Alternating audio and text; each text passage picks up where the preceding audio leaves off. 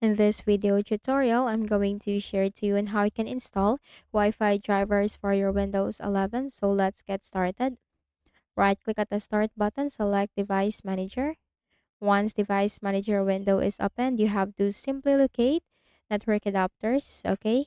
And locate for here the network adapter or wireless adapter. Make a right click, select update driver, browse my computer for drivers. Let me pick from a list of available drivers on my computer.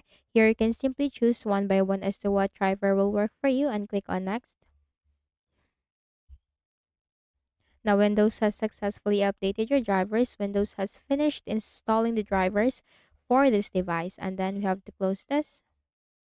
Now right click and then select properties. Click on the details and then right click and then select copy.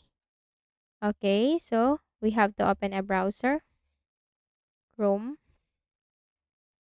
Okay, and then here in the search bar, make a right click, select paste, and then just simply type download Windows 11.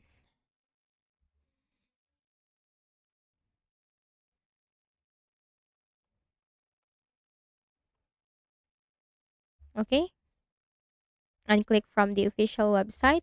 So you can just simply click on the download button from here. You can see the update date from here. Okay, or the other way, open a new tab and simply type, depending on the manufacturer, HP. If you're HP, Asus, Dell, okay, driver download. Hit enter. Okay. So here, click laptop. And then you just need to simply type your serial number, or product name from here. And then continue with the next instructions to install the drivers into your Windows. Okay, so that's it. So I hope this video helped you. Do not forget to hit the like button and subscribe to this channel. Thank you for watching.